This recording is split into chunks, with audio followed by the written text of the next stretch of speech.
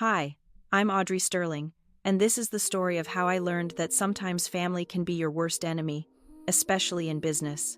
For 10 years, I poured my heart and soul into our family's small tech company, transforming it from a struggling startup into a $50 million enterprise. But sometimes success breeds jealousy, even among those who should be celebrating your achievements.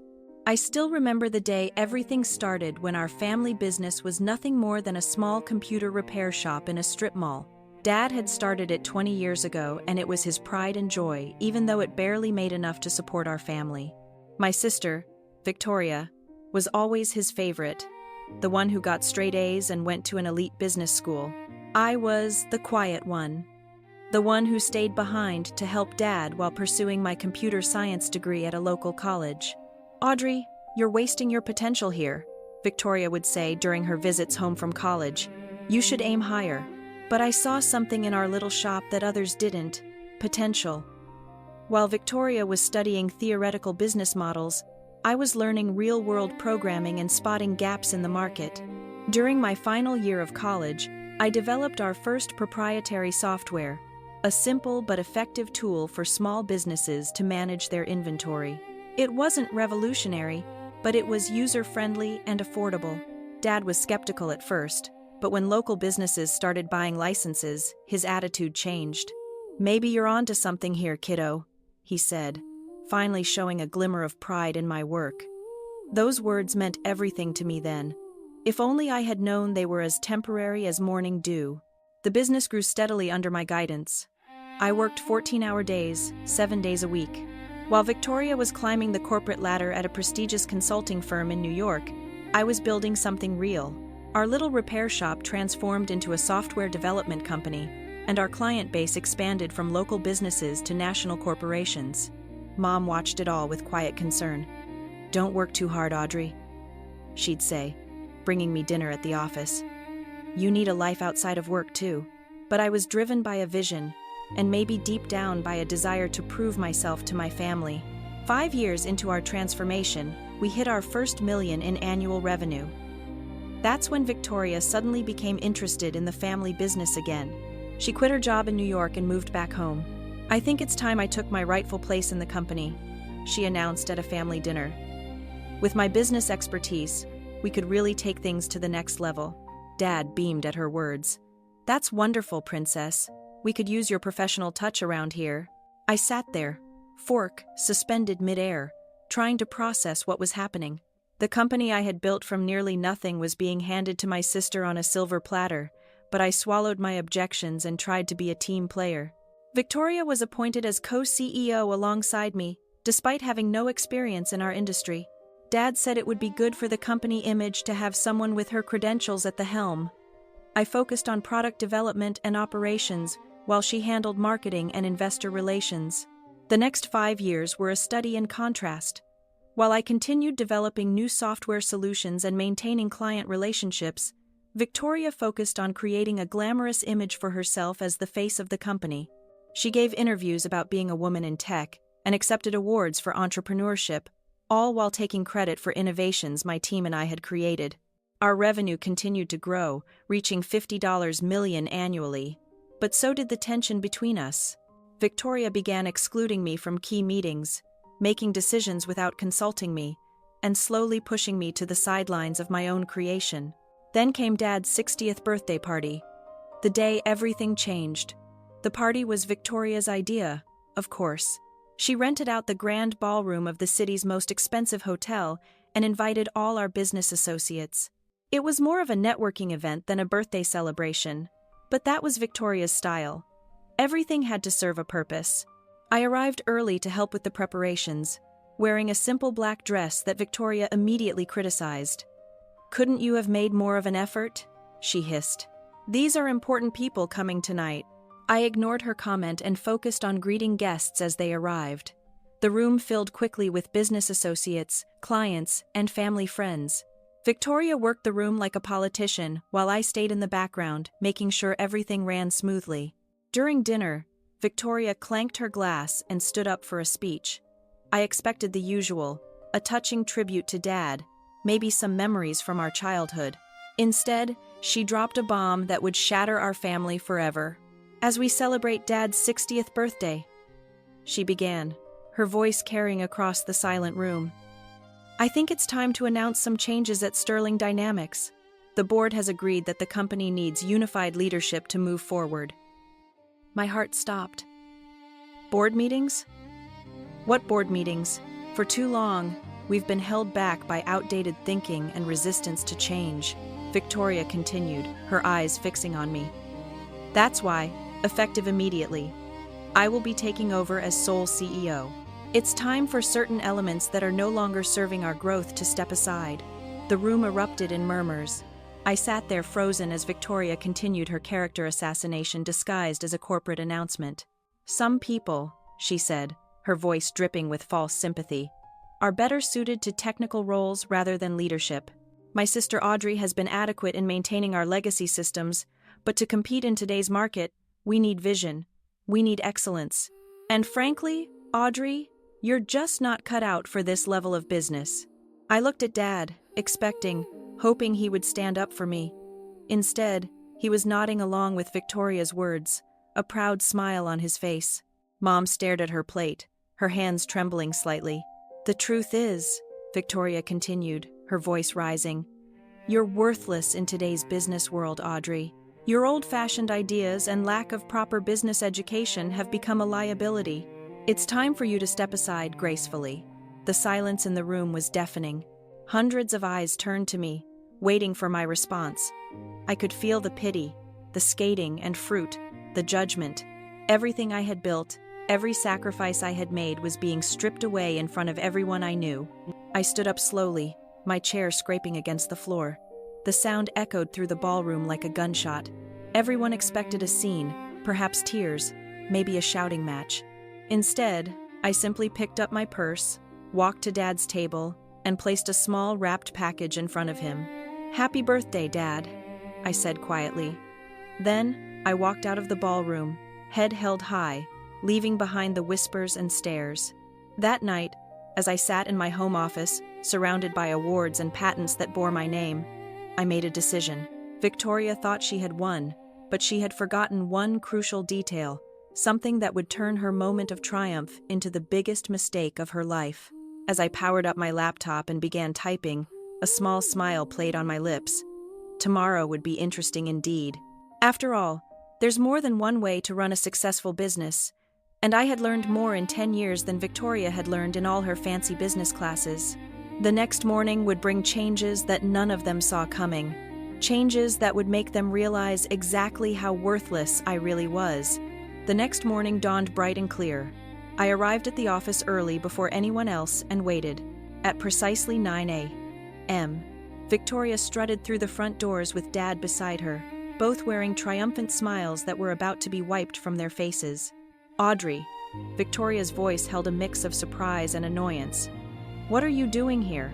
I thought after last night, you'd have the dignity to stay home. I smiled, remembering the email I had sent at 3 a.m. to every major client, partner, and employee of Sterling Dynamics. Just wrapping up some loose ends, sister dear, but since you're here, we should probably talk about the company's future. There's nothing to discuss, Dad interjected, his voice firm. Victoria's in charge now. The board has already approved it. Ah, yes, the board, I said, pulling out my tablet. Let's talk about that. You see, while Victoria was busy planning parties and giving interviews, I was actually building this company, and there are a few things you both seem to have forgotten. I pulled up a document on the conference room's main screen. First, let me remind you that I own 51% of Sterling Dynamics shares.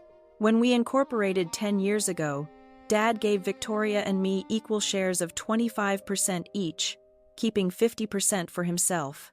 But 3 years ago, when we needed capital for expansion, Dad sold me 26% of the shares. Remember that day, Dad? You were too busy attending Victoria's awards ceremony to handle the negotiations yourself.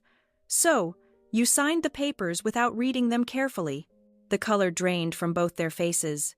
Victoria's perfectly manicured hands gripped the conference table. That's impossible, she whispered. Dad would never. Oh, but he did. I continued pulling up more documents. And that's not all. The core software that generates 80% of our revenue, it's not owned by Sterling Dynamics. It's owned by my separate company, Apex Systems LLC. Sterling Dynamics only has a licensing agreement which expires. I checked my watch. About 10 minutes ago. Dad collapsed into a chair, realization dawning on his face. The renewal papers, the ones you asked me to sign last week, the ones you were too busy to read because you were helping Victoria plan the party. Yes, those papers. I decided not to submit them. Victoria's face contorted with rage. You underhanded little. Careful, sister. I cut her off. You might want to hear the rest before you finish that sentence. While you were busy announcing my supposedly graceful exit last night, I was sending emails to our clients. You see, most of our major clients have personal loyalty clauses in their contracts. They signed with Sterling Dynamics because of me, my expertise, and my track record. Last night, I informed them of the leadership changes and my departure. I pulled up my email, showing the dozens of responses that had already arrived. Would you like to know how many have already triggered their contract termination clauses, or how many of our top developers, who by the way are actually employed by Apex Systems, have already accepted positions at my new venture? The room fell silent through the glass walls. We could see employees gathering, whispers spreading as they checked their emails. Victoria's perfect composure cracked as she frantically checked her phone. You can't do this, she stammered. The company you tried to steal from me. I finished for the one you thought you could just take over because you have an MBA and Dad's approval. That company ceased to exist the moment you decided to humiliate me in front of everyone we know. I stood up, smoothing my dress. So, here are your options. Option 1. I walk away with my shares, my software, my clients, and my employees.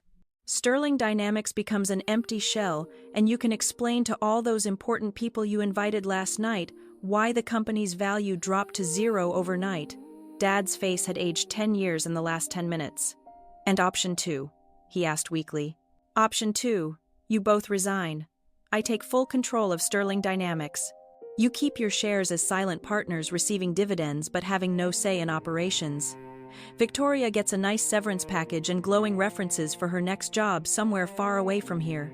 Victoria's face had turned an interesting shade of red. You planned this all along, didn't you? You've just been waiting for the right moment to stab us in the back. I laughed, but there was no humor in it. No, Victoria. I spent 10 years trying to be a good daughter and sister while you both took me for granted. I built this company from nothing while you collected accolades for my work. I only planned this. I checked my watch again. About 12 hours ago, after you called me worthless in front of everyone we know, my phone buzzed. Another client termination notice. Time's running out. What's it going to be? The next hour was a blur of paperwork and lawyers. By noon, I sat alone in what was now my office, looking out over the city. The company I had built was now truly mine, but the victory felt hollow. Family relationships lay in ruins around me, trust shattered like dropped crystal. If this story resonates with you, or if you've ever felt undervalued by the people closest to you, please consider subscribing and sharing this video. It helps me grow and continue sharing these experiences. Mom came to see me that evening, her eyes red from crying. Did it have to end this way? She asked softly. They gave me no choice, I replied, my voice gentle but firm. They would have taken everything I built and discarded me without a second thought. She nodded slowly, understanding but sad. What happens now? I showed her the plans I had already drawn up, expansions, new product lines, innovations I had been holding back. Now I build something even bigger. But this time, I do it without having to carry people who see me as worthless. Over the next year, Sterling Dynamics under my sole leadership tripled in value. Victoria found a job with a startup in Silicon Valley, humbled but hopefully wiser. Dad retired, finally understanding that his golden child had nearly destroyed his legacy. We see each other at holidays, maintaining a polite distance that masks the wounds that may never fully heal. Sometimes late at night, I look at old family photos and feel a twinge of sadness for what we lost. But then I remember that night at the birthday party, the look of disdain on Victoria's face, the way Dad nodded along with her cruel words. In business and in family, respect is earned, not given. They learned that lesson too late. As for me, I learned that sometimes the quiet ones, the ones dismissed as worthless, are the ones you should watch out for, because we're the ones who know how to build something from nothing and how to take it all back when others try to steal it. My story spread through business circles, a cautionary tale about underestimating the wrong person. These days, when I attend industry events, I often catch whispers. "That's Audrey Sterling, the one who..." They never finish the sentence, but they don't have to. My success speaks for itself. Last week, I received an invitation to speak at Victoria's Business School's graduation ceremony. The topic: Hidden Strengths, the Power of Underestimated Leaders. I accepted the invitation with a small smile, already planning my speech. After all, I have quite a story to tell. The company continues to thrive under my leadership, but more importantly, I found peace with my decisions. Sometimes the strongest message you can send is simply proving people wrong. And sometimes the best revenge isn't about destroying others. It's about rising so high that they can't help but see their own mistakes. As I write this from my office overlooking the city, I'm reminded of something my mother once told me. Success is the best revenge, but wisdom is knowing when to stop seeking revenge and start seeking growth. She was right. I've moved past the need for revenge now. These days, I focus on building something meaningful, something that will outlast all the petty jealousies and family dramas. I still keep that wrapped birthday present I never gave Dad, a photo album of the company's journey from that tiny repair shop to what it is today. Maybe someday, when the wounds have healed enough, I'll finally give it to him. Until then, it serves as a reminder that our greatest strengths often come from the very things others underestimate about us.